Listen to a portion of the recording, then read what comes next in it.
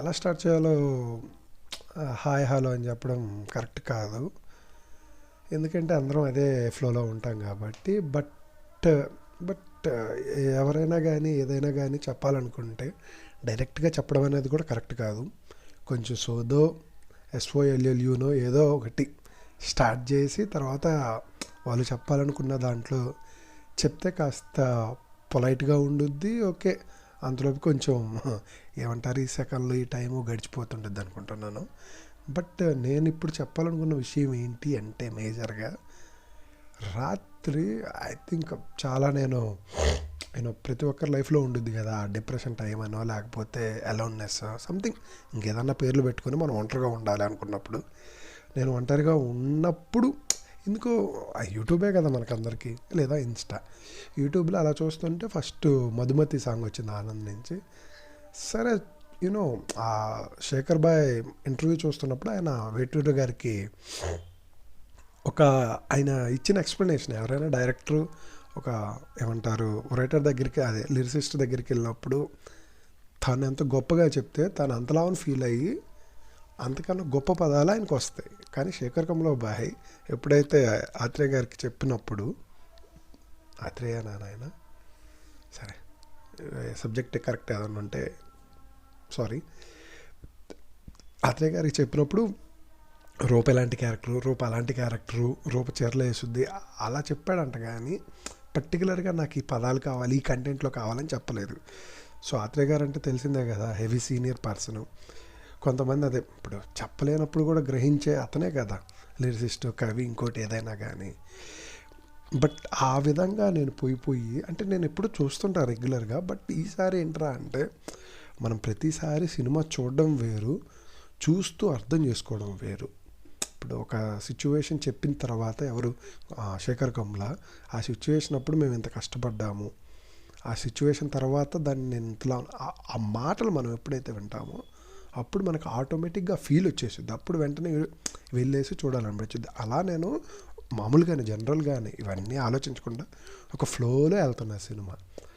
ఎక్కడైతే ఆనంద్ రూపా కంపెనీలో జాయిన్ అవుతాడో ఆఫ్టర్ కొంచెం పోయిన తర్వాత వాళ్ళిద్దరూ షాపింగ్కి వెళ్తుంటారు. షాపింగ్కి వెళ్ళిన తర్వాత పర్టికులర్గా ఒక సీన్లో వాళ్ళిద్దరూ లిఫ్ట్లో కిందకు వస్తుంటారు. అప్పుడు రూపా డే టైంలోనే ఒక డ్రీమ్ కలుగుతుంది. ఏంటంటే ఆనంద్ వచ్చి తనను ఒక ఏమన్నా ఇంటిమేసీగా ఒక కిస్ పెడుతున్నట్టు, హగ్గు పెట్టుకుంటున్నట్టుగా ఈ కైండ్లో తనకు ఒక కళ వస్తే ఆ తర్వాతే వచ్చి తన ఫ్రెండ్ నిద్రపోతున్నా కూడా తను చెప్తా ఉంటుంది, నాకు ఆనందతోటి నా కళ వచ్చింది.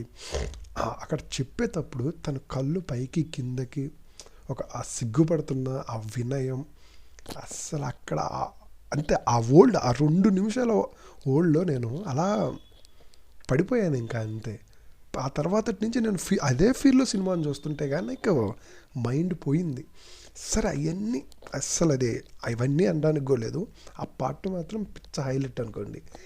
తర్వాత శేఖర్ బాయ్ అసలు రూపా క్యారెక్టర్ ఏదైతే అసలు డెవలప్ చేశాడు, అస్సలకి ఈ సొసైటీలో అలాంటి రూపా ఉండుద్దని కూడా ఉండదులే, యాక్చువల్గా సినిమాలో ఇవన్నీ ఉండవు.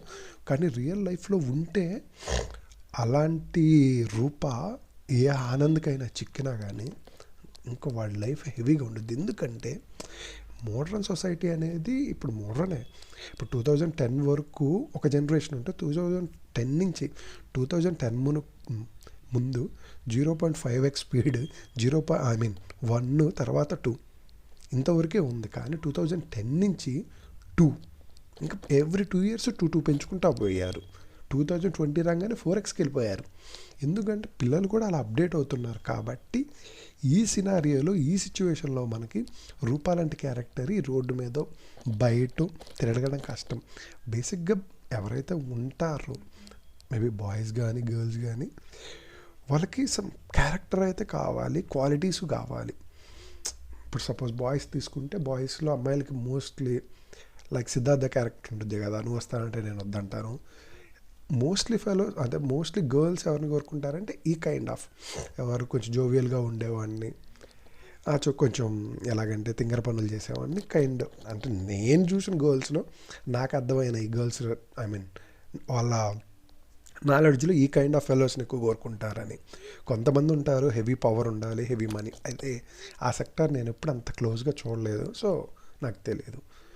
బట్ బాయ్స్ కూడా అంతే. రూపా క్యారెక్టర్, రూపా అంటే ఓన్లీ శారీస్ కట్టుకుంటుంది, ఒకవేళ పంజాబీస్ వేసుకున్నా కానీ తన కోసమే వేసుకున్నట్టుగా అంత పర్ఫెక్ట్గా. ఇంకేది వల్గరిటీ ఉండదు ఎక్కువ, సెక్షువాలిటీ ఉండదు ఎక్కువ, ఓవర్ యాక్టింగ్ ఉండదు ఎక్కువ, ఓవర్ టాకింగ్ ఉండదు ఎక్కువ. ఈ ఇవన్నీ ఎక్సీడ్, ఐ మీన్ ఆ లిమిట్ని ఈవెన్ ఒక పాయింట్ కూడా ఎక్సీడ్ చేయకుండా ఆ లోపలే రూప అనే క్యారెక్టర్ తిరగడం అంటే పిచ్చెక్కి చుద్ది.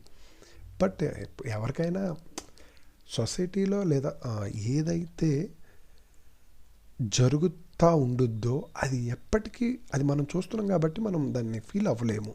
ఏదైతే జరగదో దాన్ని మాత్రమే మనం ఫీల్ అవుతాం. ఇలా రూపా క్యారెక్టర్ కానీ, అవెంజర్స్ కానీ, హల్క్ కానీ, ఇవన్నీ మనం చేయలేని క్యారెక్టర్స్ కాబట్టి మనం ఇంప్రెస్ అవుతాం. అదే రియల్ లైఫ్లో అలాంటి క్యారెక్టర్లు దొరికితే మనం మామూలుగా ఉండం, పిచ్చెక్కిపోద్ది.